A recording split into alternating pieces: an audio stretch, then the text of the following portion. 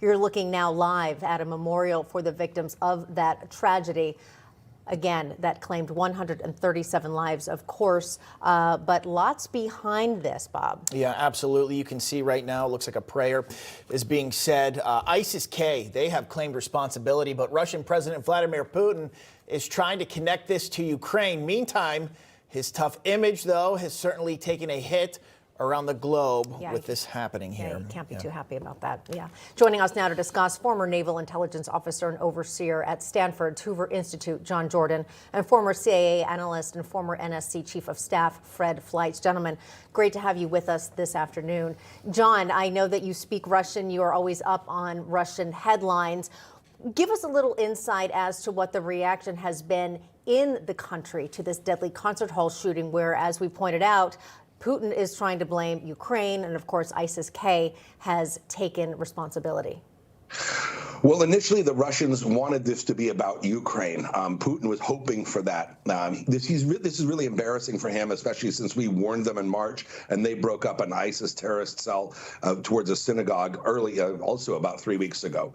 Interestingly enough, I also do Russian television, and when I was about to go on Russian television, the story was breaking. The producers couldn't wait to try to convince me that the reports initially then that ISIS-K was behind it were false. They couldn't wait to push that and push it hard and hard and hard, and I didn't fall for it. But they really wanted to push that, and it makes no sense that Ukraine was involved. The current Russian media landscape is saying that the terrorists were trying to escape to Ukraine from Russia, but that makes no sense because that would push them through an enormous concentration of Russian troops. And if you're trying to run from something like that, that is the last place you'd want to be. Yeah, okay, Fred, I want to ask you about this here. ISIS-K. It appears the ISIS group has come back, annihilated pretty much to the point of nothing here under former President Trump. Whether or not it's them, the fact that they're going out and claiming responsibility, having the guts to do that under the watch of Joe Biden here, what does that say about where they are at right now, the state of affairs right now? Well, it's dangerous for many reasons. ISIS-K is a branch or a copycat group of ISIS presence in Afghanistan and in former Soviet republics north of Afghanistan. The terrorists who were captured are Tajiks. They're from Tajikistan, the former Soviet republic north of Afghanistan. This was ISIS-K. This was not Ukraine. And ISIS-K took responsibility for it. We know that the Russians want to blame Ukraine, but that just doesn't make any sense. But what I think is troubling here is that, as you said, this ISIS group is determined to conduct acts of terrorism worldwide. And we have a southern border so porous that a record 1 million migrants were apprehended just in the first 2 months of this year. 2.5 million were captured or apprehended through all of last year.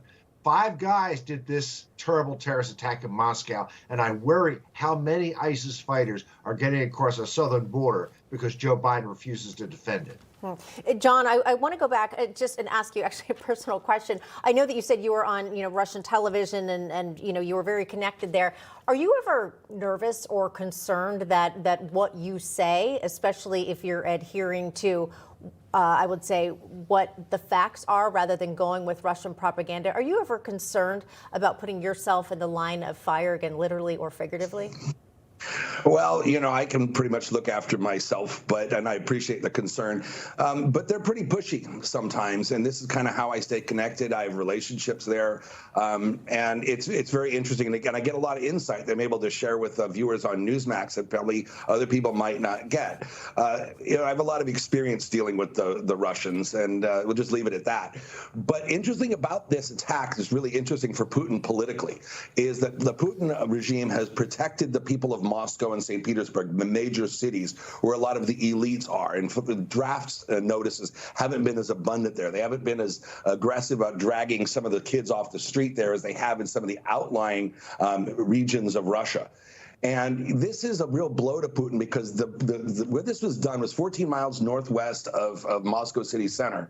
And it's a very affluent area. It's upper middle class, and it's attacks the type of people that Putin depends on for power. So this, I don't know how far this is going to go, but this cannot be good for Putin politically, which is kind of why it took him 20 hours to address the nation, and even then only spoke for 5 minutes.